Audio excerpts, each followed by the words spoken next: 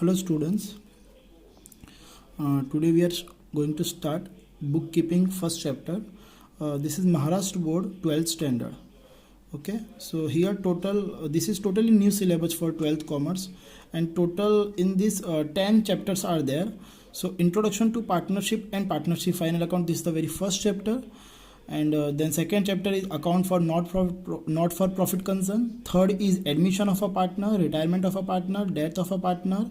Sixth one is dissolution of a partnership firm. Seventh one is bills of exchange. Eighth one is issue of shares, and ninth one is analysis of financial statement. 10th one is computer in accounting. So almost same chapters are there. Previously this all chapters were already there. Okay, so we'll start with the introduction to partnership and partnership final account. So here I have prepared some separate notes. Here you can see introduction to partnership and partnership final account. Introduction to partnership. Now how it's evolved. Partnership, how it came into existence, how it formed. Evolution of a partnership firm. In olden days, human needs were very much limited, and thus the commercial activities were also very limited. So on olden days, human needs were very much limited. So commercial activity was always very simple also and very limited also. So the trade as well as the production activity were very simple. It was possible for a single firm, single person to manage them. So there came into existence sole trading. So sole trading we already know in 11th standard also we have studied about the sole trading. Sole trading concern is a type of business organization. It is an informal types of business organization where one person is solely responsible for conducting all the activities of the firm. Production activity being limited, they used to be conducted manually. That means they themselves produce the goods to be sold in the market. So production activities being very limited, so it can be conducted manually without using any machines. So manually it was conducted. That means they themselves produce the goods to be sold in the market. However, human needs are ever increasing with the increase of population. As we already know that population is increasing, so human needs are also increasing. Goods and services demand is also increasing, and evolution of civilization, demand for the product and services also increase. So the production activity started with machineries in bulk quantity. Why it is so? Because human needs are increasing, population is increasing, so there is a need to increase the production activities also with the help of machineries. Then next we have, so now capital requirement of the business also increases. Obviously we need more capital. At that time there was a limited demand for the commodities, so in that limited amount sole trader was a proper person to contribute the capital. But now the demand is increasing, so we have to increase the production also, and for increasing the production we need to have more capital, because it was difficult for a single person to raise the required amount of capital for such business on his own. So the factory system for the production introduced. To overcome the limitation like limited capital, these were the limitations we found in sole trading concern. Limitation like limited capital will be limited because it was contributed only by one single person. Limited managerial ability. Now he was a person who does not have all the skills in every field, so there was a limited managerial ability. Undivided risk is associated with himself, but in other types of business organization the risk can be divided, etc. A new form of commercial organization evolved. In this form, two or more persons jointly started commercial organization to overcome limitation of sole trading concerns. So to remove the limitation which were found in sole trading concerns, so to remove this limitation, that new forms of commercial organization is a partnership. So when two or more persons coming together to do business lawful is known as a partnership firm. So when two or more persons coming together to do any lawful business is known as a partnership firm.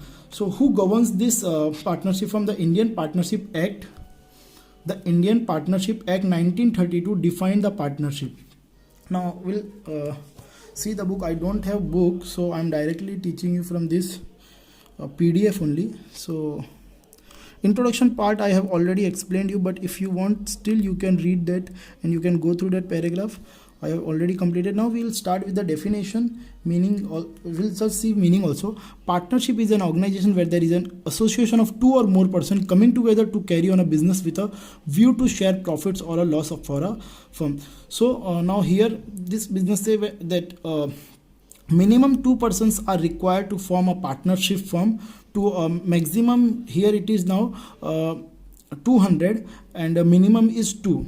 In previous Companies Act 1950 it was only 50, but now it is increased to 200. In Partnership Act 1932, now definition, Indian Partnership Act 1930 section 4 defines the partnership. It is the relations between the person who have agreed to share the profits of the business. Can you able to see?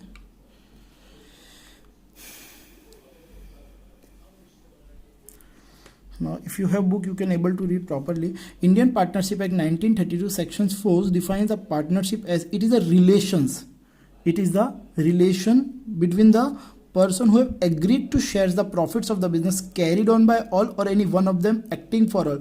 What does it mean? It's a relation.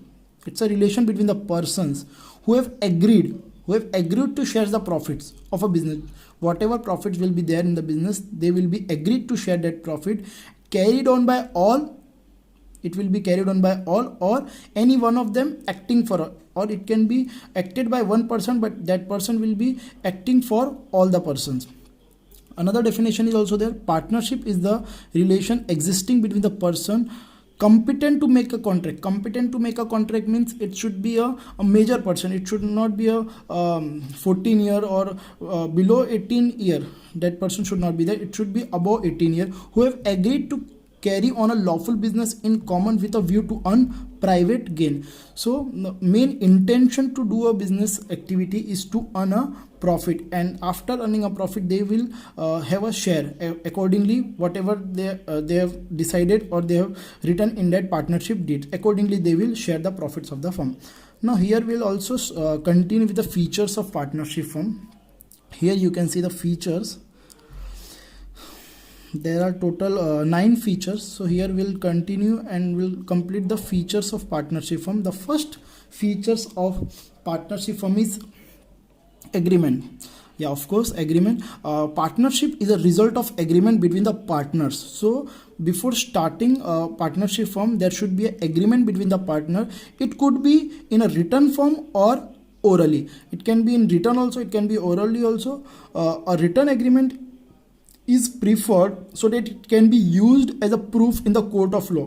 It is always advisable to have a written agreement, so it can be proof, it can be available as a proof in the court of law, and such written agreement is known as a partnership deed. Whenever we have agreement in a written form, it is a proof available with us, and it is known as a partnership deed, which will be decided or which is made by the partners together.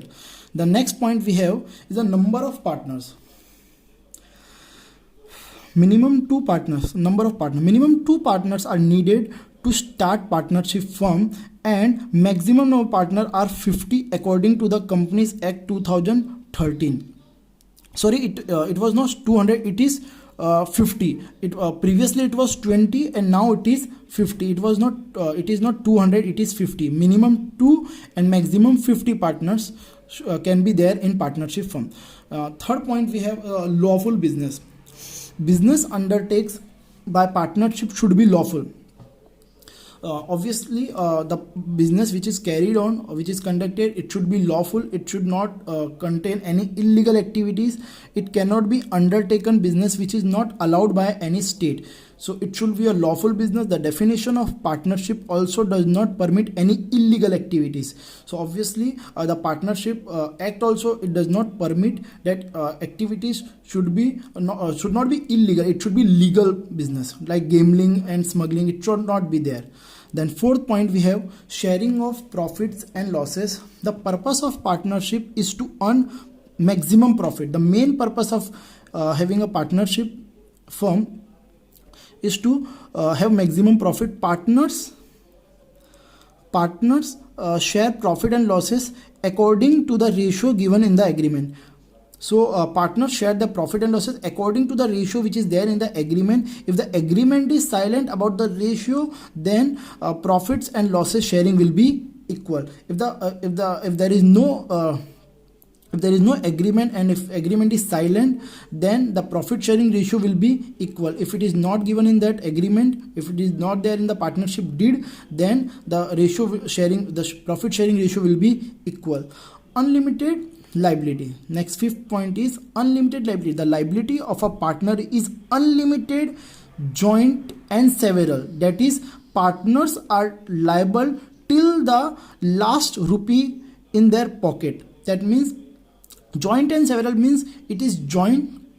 Joint means all partners liability, and several means if the one partner is unable to make the payment or unable to clear the liability, then the other partner have to make the payment. So until last rupee in their pocket. If assets of the business is not sufficient to pay liabilities, if the business assets are not sufficient to pay the liabilities, then obviously personal property of the partners can be used to settle the liability. If any one of the partner is declared insolvent, then his liability will be borne by all the solvent partner. As I told you, if one partner become insolvent, then the other partners will then the party will settle that amount from other partner who will be the solvent partner. That's why it is known as a joint and several.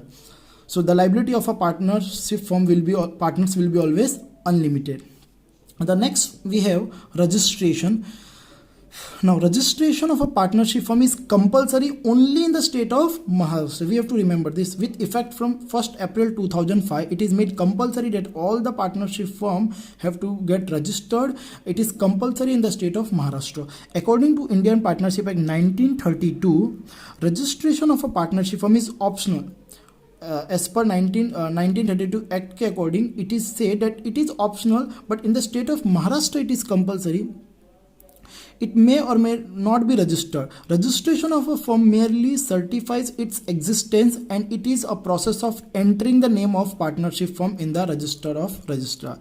That means if we are registering, that means we are entering our partnership firm's name in the register of registrars. Next point, we have joint ownership and management. Each partner is joint owner of the property of the firm. So no partner can use property for personal use. So all the properties which are there in the business will be used for the business purpose only, and no partners are allowed to use the property for personal use. All the partners have equal right in managing the firm. So all the partners are jointly responsible for the management of the firm. It should not be like that only one person will do all the activities of the business. So all the partners are equally responsible for the activities needs which has to be done in the business. Next point, we have a principal and agent. Each partner works in twofold capacity, that is principal and agent. A partners act as a principals of the firm with outsider. Whenever he is dealing with the outsider, he is a principal. He is working for the business, working for all the partners, and with other partner he act as an agent. So here principal and agent, he is working in two capacity, principal and agent. And the last point, we have a dissolution. Dissolution means closing of the firm. A partnership firm can be dissolved through the agreement between the partner. There may be an agreement between the partner for 5 years, it can be for 10 years. After that completing that period, they can dissolve the firm. If a person wants to close the firm, he can close the firm by giving 14 days notice. 14 days notice also it can be given to dissolve the firm. Or if any one partner want to discontinue the business, he can give 14 days notice to all the other partners, then he can be removed from the partner. And if the rest of the partner want to continue, they can continue, or they can dissolve the firm. The firm can also be dissolved if a partner dies, or it can be retire or become insolvent or a insane. Firm can also be dissolved if a partner dies. If a death arises, then also the firm can be dissolved. Or if the retirements take place, then also it can be dissolved. Or insolvent. Insolvent matlab, that means the person who unable to make the payment of the debt, that person is known as an insolvent. And insane means who have become mad or abnormal person, we can say. So these are the reason for dissolution. So here we have completed total 9 features of partnership firm. You can go through, and if you have any doubt, let me know. Okay, thank you.